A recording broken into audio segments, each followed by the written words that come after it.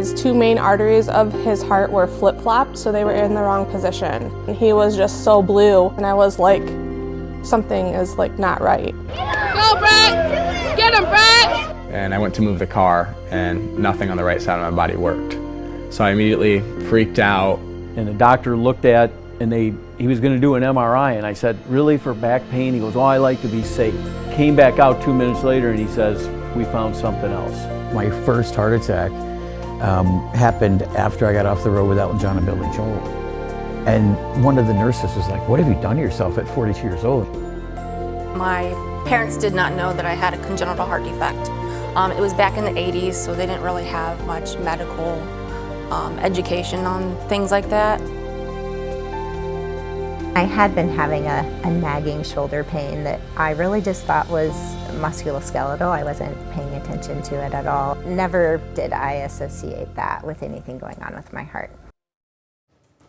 Those are just some of the people heart disease impacts daily. Families, individuals, men, women, adults, children. It doesn't discriminate, and there is no cure. Welcome to our special presentation as we recognize American Heart Month. I'm Tim Miller. And I'm Sophia Perricone. Every February is a time to share stories and raise awareness. So you've seen some of the faces and started to hear some of the stories, but what about the facts? One person dies every 34 seconds from cardiovascular disease. According to the Centers for Disease Control, heart disease is the leading cause of death for men, women, and people of most racial and ethnic groups. It accounted for 1 in every 3 deaths here in the United States in 2023. And heart disease is costly. Healthcare services and medications from heart disease totaled more than $168 billion between 2021 and 2022.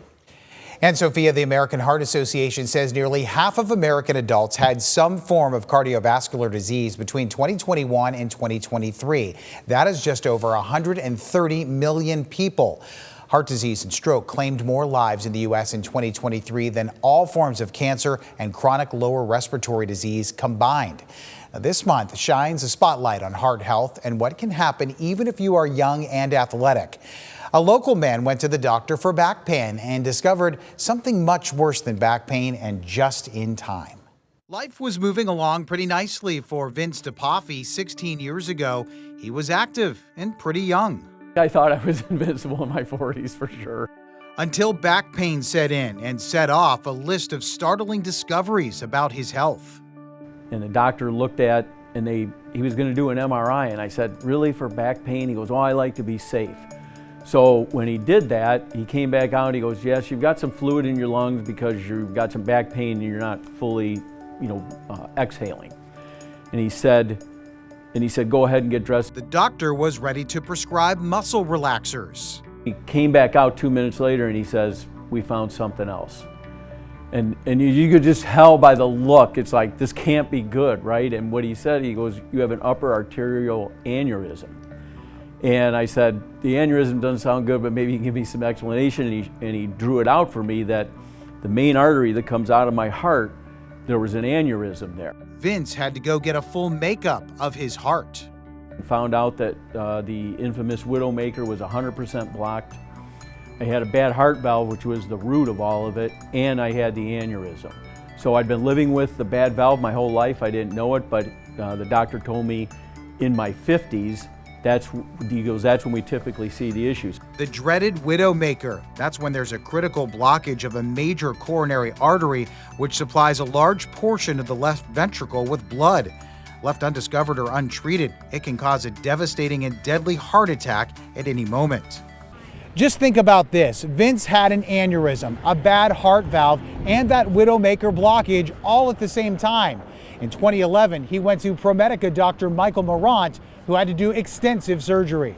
The valve can cause heart failure, and he could die from that, or the aneurysm could get so big that it could spontaneously rupture, and he would most likely die suddenly. So at the age of 49, Vince had 3 procedures done during his several hour-long open heart surgery. He was one of the lucky ones and survived all of it.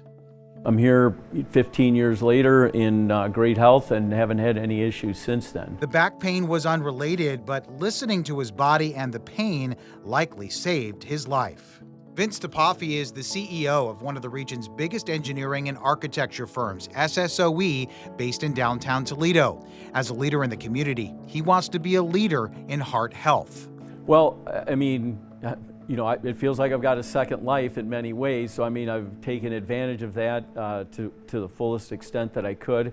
But like a lot of people, you get in a situation like this, you want to pay forward. He's been active with the American Heart Association for about 10 years, and he is the chairman of the 2026 Toledo Heart Walk on May 17th. The main purpose of the fun, train more lifesavers. Doing CPR training at the Heart Walk because 90% of the people who have a heart attack outside the office don't live, or outside a hospital, excuse me, don't live. So this is about teaching people, and the money is used to train people in CPR, to buy machines for that and everything. Vince is a strong supporter of the American Heart Association, and every year he encourages his SSOE employees to wear red for Go Red for Women Day.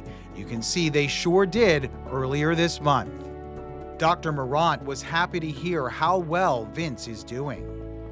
That's fabulous. I mean, having just retired, I'm still getting calls from cardiologists that say, hey, I operated on someone 20 years ago and I just saw them and the operation you did for them looks fabulous 20 years later. And you know, it's a credit to the surgery, but also a credit to the individual for changing their lifestyle, and also the cardiologists who help maintain it. And Dr. Morant is a recently retired cardiothoracic surgeon. He's now leading heart research at ProMedica. And what a situation that Vince found himself in. All those things happening at once. A lot of people would be not too hopeful, but he went right to it and got it done. And I like that he said it feels like he has a second lease on life. You know, it's sort of that second chance to just, you know, it's an eye-opening experience, I'd imagine. Right. 3 things at once is just... We're glad he's here. Great story, Tim. And he felt that he was so young, thought he was invincible. So young, yeah. Well, there are some things you can do today to help your heart, and it may sound like common sense, but the American Heart Association says these are simple steps you can take right now. First, eat healthy. Focus on whole foods, fiber, fruits, vegetables, and other heart-healthy foods. Be active and manage your weight. Aim for at least 150 minutes of moderate activity or 75 minutes of vigorous exercise each week. Quit tobacco. Boy, that's a huge one. It is the leading cause of heart disease. And control the health factors you can, like your blood pressure, cholesterol, sugar levels, and stress. And here's a big one, too. Get healthy sleep. That means 7 to 9 hours a night. Well, even these steps, though, might not be enough. And many families may feel heart disease is something that happens later in life. But this Heart Month, we're sharing a story that reminds us it can impact anyone, even a healthy, high-performing teenager at the top of his game. Chase Bachman shares a local athlete's journey from a medical emergency that stunned doctors to a comeback that's inspiring his entire community. On a winter night, Quentin Eisel looks like what he's always been, an athlete who lives for the game. He's one of the best players in his conference and a kid whose life has always revolved around sports. But a little more than a year ago, Quentin's season and his life nearly stopped altogether. Sports were like the big thing for me. They always have been. So as a child, that was like the main part of my life. December 15th, 2024. It was a Sunday afternoon, and Quentin was shopping with his cousin when something felt wrong. And I went to move the car, and nothing on the right side of my body worked. So I immediately freaked out. At just 17 years old, doctors discovered Quentin had suffered not 1, but 2 strokes at the same time in different parts of his brain. Something so rare, it didn't make sense. It was scary because like the doctors explained it to me like this is very, very uncommon. And like I could barely move like my limbs, and I was scared because like I didn't know if that would come back. For his parents, Katie and Lance, it felt impossible to process. I was thinking, my goodness, this doesn't seem right, but I think my 17-year-old is having a stroke. I mean, I'll never forget that when they came in and told us that he had had 2 strokes. It was crazy to us. The answers didn't come right away. Doctors eventually discovered a congenital heart defect, a hole in his heart.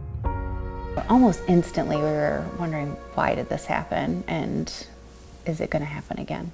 But then, something remarkable. I really started feeling normal within 4 days to a week. The strength was back within like 2 weeks, and everything was perfectly fine within 2 weeks. Against all odds, Quentin recovered quickly, and almost immediately, his mind went to one place. One of the main things on his mind was, will I ever be able to play sports again? The answer was yes. A month later, Quentin was back on the basketball court.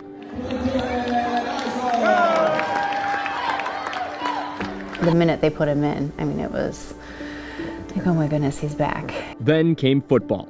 After heart surgery in June, blood thinners, restrictions, and a decision no parent ever takes lightly. As a mom, that was really, really hard. But he does a really good job of convincing me that he's fine. And then faith. Faith is huge in our family. Quentin didn't just return. He thrived, helping Evergreen to one of the best seasons in program history. Now in basketball season, he's doing it again and appreciating every single second.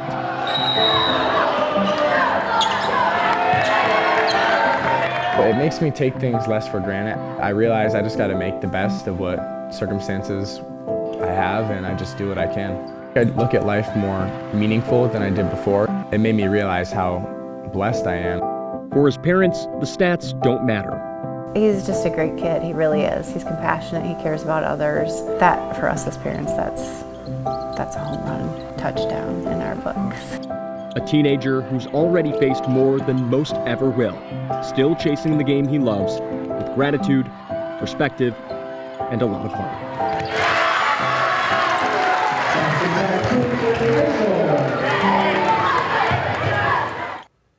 Absolutely incredible and inspiring story there from Chase Bachman. Sometimes no matter what you do, it's not enough to stop heart disease. Sometimes it's genetic. 1 in 100 babies are born with congenital heart defects every year in the United States. Kaylee Marentet introduces us to a fighter whose toughness showed the moment he came into the world. Go, Brett! Get him, Brett! On the mat, Brett Pisker's strength is evident for being just 6 years old. And his strength is something he's shown since he was just 6 days old. His parents, Louis and Jocelyn, welcomed baby Brett into the world May 1st, 2019. But what they thought would be a normal C-section took a turn. They brought him out and put him on my chest for skin-to-skin contact, and he was just so blue. And I just remember looking at Louis, and I was like, something is not right. His oxygen sats were in the 60s. Normal is anywhere between 95 to 100. So after some further tests were kind of quickly done, they kind of realized that something was not right. And within minutes, we were kind of notified on what was going on and what they thought could be wrong, and he was rushed immediately up to Mott's Children's Hospital. There, he underwent open heart surgery. Brett's condition is called transposition of the great arteries. So basically, when he was born, his 2 main arteries of his heart were flip-flopped, so they were in the wrong position.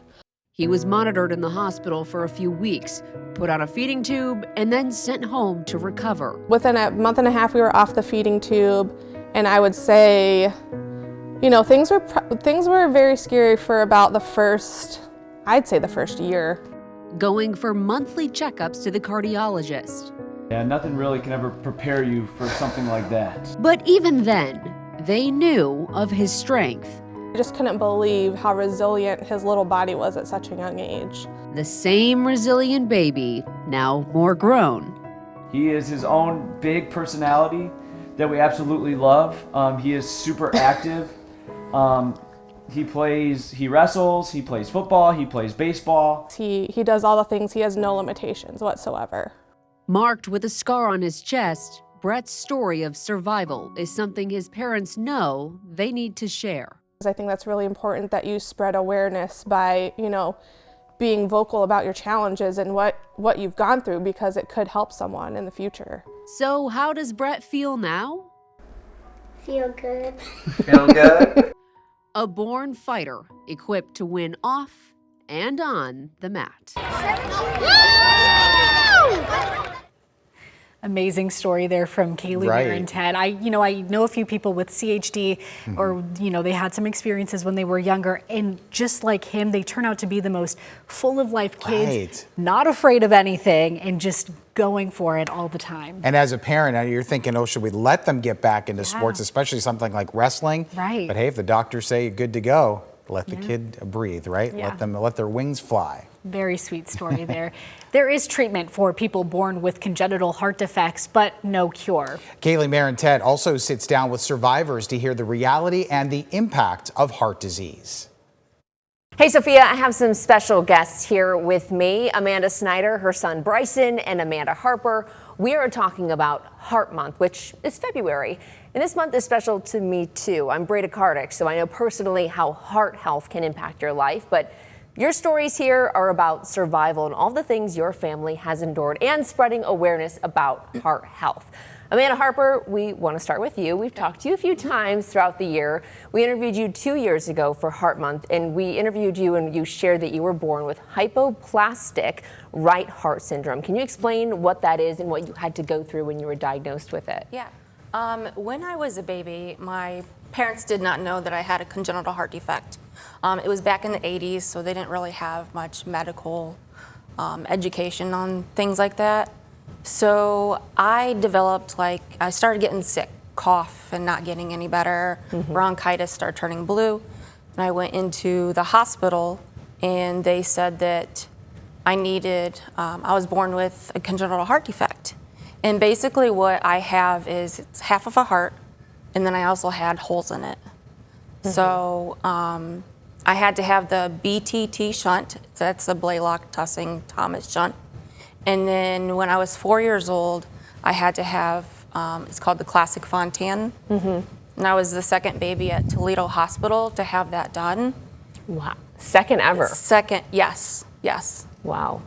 So you told us a few years ago that you've been called a medical mystery. Correct. What, if any, do you still face any challenges today from this diagnosis?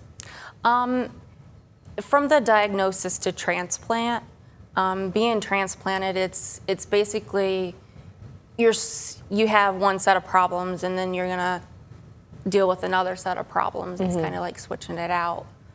It's not a cure. It's not a fix. It might be like, you can go a long time for your liver and your heart as a transplant patient. You just never know. So yes and no. You just mentioned it, which was my next question. You did have a heart and liver transplant. You talked about this. This was 2022? I had my heart and liver transplant on April 22nd of 24. 24, okay. Talk about that a little bit. It was a very, very long process. And it was kind of like major mentally and physically and emotionally hard. And so we did testing for about 6 months. And then I got put in the hospital before I was even listed on transplant. And then after that, I was put on the list. And then in April, I got the call that, hey, we have a heart and liver for you. And it still gives me chills. Oh, yeah. The moment that we received the call, it was amazing.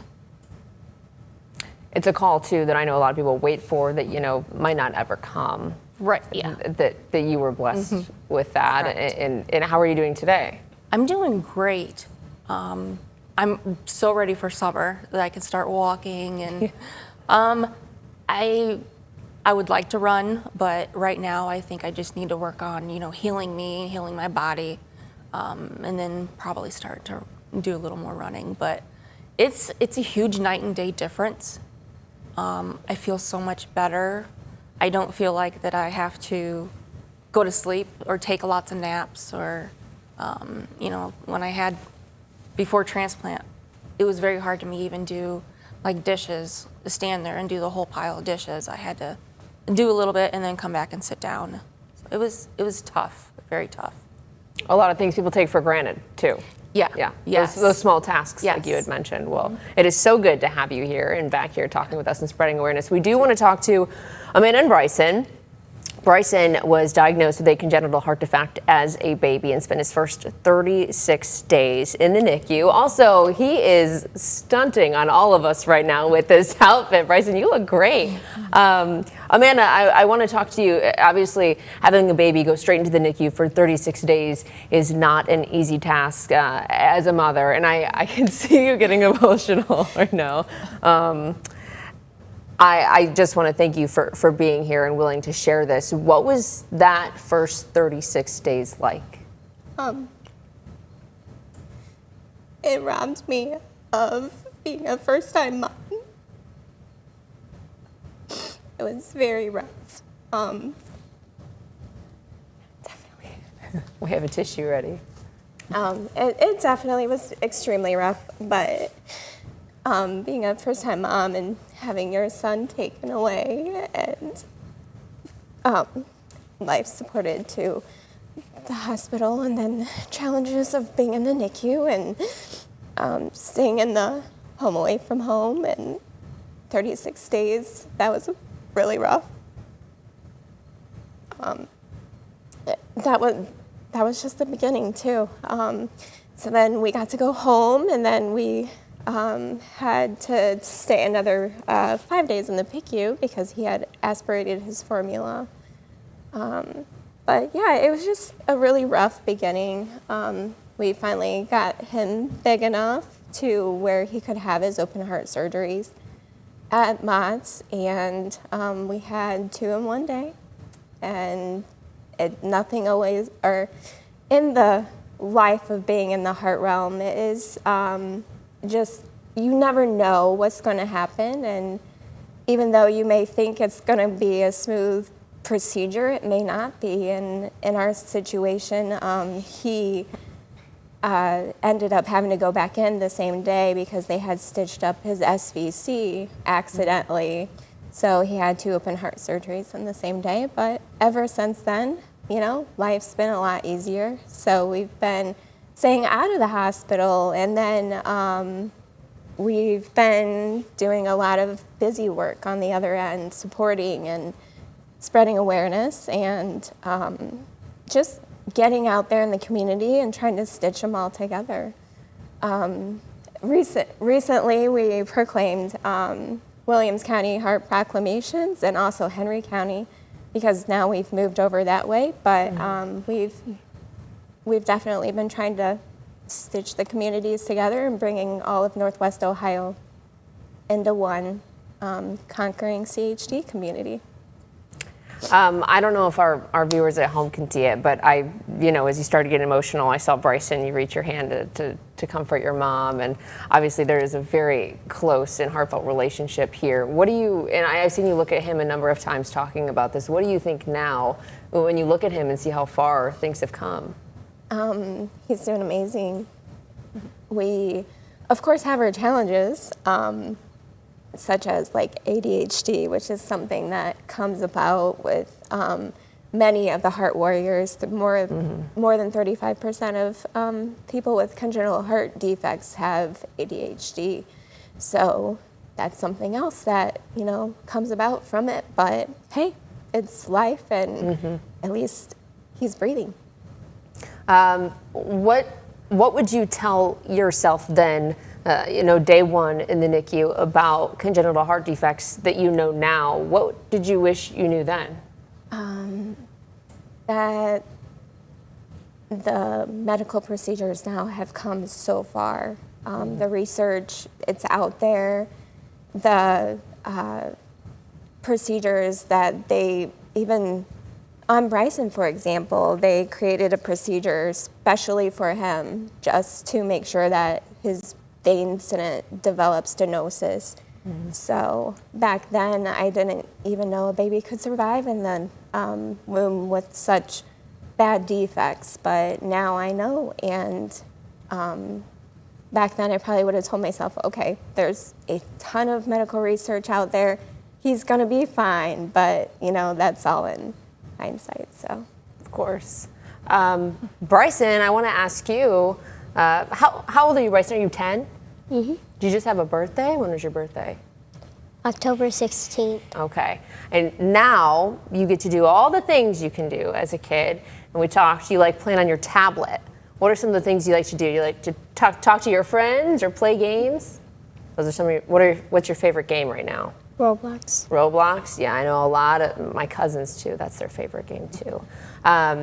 So I want to thank you both for coming here and sharing this story. I know this isn't easy, I guess. You feel a little vulnerable, right? Like being willing to talk and share your story like this.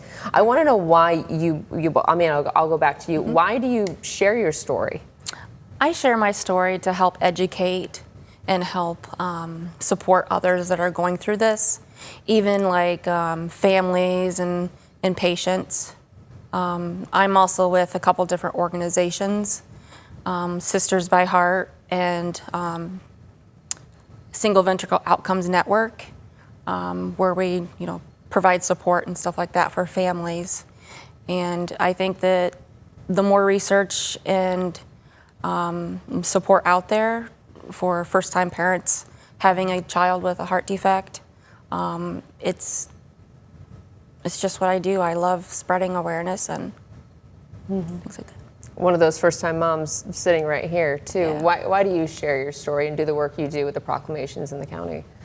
Just to make sure that the support and the awareness and everyone is knowing of the resources that are out there that's available to them. Just bringing in together all of Northwest Ohio alone, I mean, is really a great development. I mean, just offering and knowing that Harper was in our own community, so I didn't know that until we proclaimed Heart Week and got the awareness out there. Yeah, you don't realize that your neighbor could have the same story. Yeah. Well, I appreciate you both, all three of you, coming here, Amanda, Bryson, Amanda, coming here and sharing your story and help us spread awareness too this Heart Month. Sophia, we're going to send it back to you. All right, Kaylee, thank you for that. And that just goes to show the importance of talking with your neighbors, sharing your experiences with the community. Obviously a very emotional thing to experience, but you don't have to go through it alone when you realize there are other people in the community who have been there, who have felt that and are there to support you. And think of the people you're reaching that maybe didn't think there was help out there and they feel alone in a situation like that. So, and Bryson's doing great. Yeah. He's an active kid for sure. Good sense of style too. I loved his outfit there. Yeah, for sure. Turning now to the story of a woman who is used to caring for others. She's a pediatrician, a mother of 4, and a caregiver to her own parents. But what Dr. Elizabeth Zamuda didn't realize was that a quiet warning sign in her own body could have cost her everything. Now she's sharing her story with Tracy Townsend to help others recognize the signs and protect their hearts. Dr. Elizabeth Zamuda usually gets a running start on the day. She's a working mom of 4. Between managing them, I have aging parents that I'm caring for and a full-time job. It's pretty busy, I would say. The pediatrician shared with me that the busyness of juggling all of it became a struggle that crept up on her nearly 2 years ago. I had been having a nagging shoulder pain that I really just thought was musculoskeletal. I wasn't paying attention to it at all, or at least thinking about it as if it was anything other than just that. I had been asking my husband to give me a shoulder rub all the time, and I think he was getting a little tired of that. She chalked it up to stress, but after a visit to the doctor, she learned the shoulder pain and other symptoms revealed an 89% blockage in her heart. The blockage is right here. Because of elevated lipoprotein A, or Lp(a). Never did I associate that with anything going on with my heart, even though I'm a physician. I wasn't going to say it. I wasn't going to do it. There's been a lot of duh moments in my world. In fact, the American Heart Association points out that you could have high LPA, which is a genetic risk factor that affects up to 1 in 3 people, and it's not impacted by diet or exercise. For Zamuda, treatment included placement of a stent. Ohio Health cardiologist Ann Albers is her doctor. So when you see Dr. Zamuda, I mean, what's your first reaction with how she is now based on what you started? Oh, she's such a great story. The CAT scan that she was able to do really gives us amazing information about the heart arteries. And I I don't know that I expected her result from the CAT scan, but it definitely, I knew what was the best thing to do after that. Dr. Alber says there is no medication to treat LP(a) just yet, but there are tools to help with diagnosis. In the meantime, she offers these reminders for everyone. Get what she calls exercise snacks. These are little times during the day where you are moving, and good sleep is always a must. You want to also be careful about what you choose to eat. Focus on reducing inflammation because it can injure your heart. Zamuda says the real lesson for everyone is that there are factors you cannot control related to heart disease, and the journey, even with its challenges for her, is a gift. I've never had an unhealthy diet. I have always been an athlete, and so also recognizing that there are some things that can't really be changed, that you don't have control over, and I think that's always a little humbling. The American Heart Association says high blood pressure, known as the silent killer, plays a major role, accounting for more than half of hypertension-related deaths in women. Data shows heart disease remains the #1 killer of women, claiming more lives each year than all forms of cancer combined. Nearly 45% of women over the age of 20 are living with some form of cardiovascular disease, and more than half of all stroke deaths happen in women. And finally, a story about second chances and the power of choosing yourself. Chef Ella Dudek once cooked for celebrities and music legends. Then she found herself fighting for her own life, not once, but multiple times. After 3 heart attacks and a near-fatal emergency, doctors say most people don't survive. Amanda Fay introduces us to the woman who called herself a miracle. So this is a healthier version of chili. Since she was a kid, Ella Dudek has enjoyed cooking for others. It's the best thing is to be told that you just created a great meal and somebody is going to remember the experience. She'd sharpen her skills in the kitchen and catapult into a career as a chef. For years, she lived in the fast lane, working grueling 20-hour days, cooking for celebrities and touring acts across the country. But the demanding lifestyle caught up with her. At 600 pounds, she suffered her first heart attack at just 42 years old. My first heart attack happened after I got off the road with Elton John and Billy Joel. And one of the nurses was like, "What have you done to yourself at 42 years old?" 2 more heart attacks followed. After the third one, Ella knew something had to change. She left a toxic relationship, started working out daily, and began documenting her journey on Facebook Live, challenging herself to exercise for 21 straight days before starting cardiac rehab. I would do a live, and people would jump on the live and encourage me and hold me accountable. 21 days makes a great habit. When I walked into cardiac rehab, I was ready to get on the treadmill. By day 168 of her fitness journey, Ella had transformed her health, losing hundreds of pounds and feeling stronger than ever. You could see I'm a third of the person I was. On a Saturday morning in October, she set out for a walk at the Prairie Trail at Pearson Park. But on her third mile, pain grabbed hold of her heart once again. She called 911 and collapsed on the trail. Her aorta had torn, a condition most people don't survive. All of a sudden, this man was above me, looking down on me, and he said, "She's over here." And they stopped the rig. They hit the air brakes, and it stopped the rig, and I thought, oh, great. And I looked up at the guy, and he was smiling down on me, and I smiled kind of back at him like, "Thank you," and I felt better that somebody was with me. The mysterious man who found her disappeared as quickly as he appeared. Ella believes he was an angel. She was airlifted to Toledo Hospital, where she'd undergo an 8.5-hour operation. Ella only had a 14% chance of survival. My cardiologist said, "You know, Ella, people don't live from this." And I'm like, okay, that's what I keep hearing. And he's like, "No, seriously." He's like, "You literally have about a half an hour. If it happens, you have a half an hour." It's been 90 days since Ella's surgery. She's back in cardiac rehab and celebrating another milestone. She can finally drive again.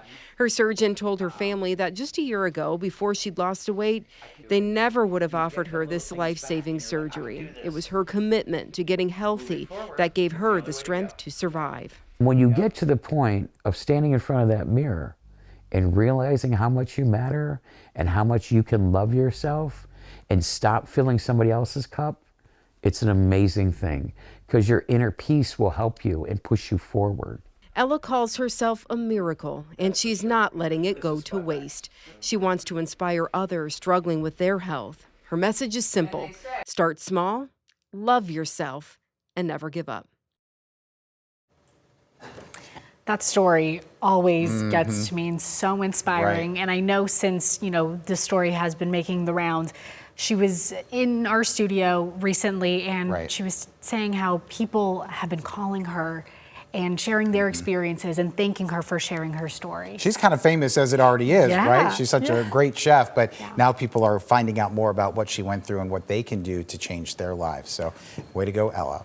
Well, thank you so much for spending part of your day with us and for taking the time to learn more about the risks, the warning signs, and the simple steps that could save your life. Heart health isn't just a February conversation, it's something that matters every single day. Thank you for watching, and here's to living and loving with a healthy heart.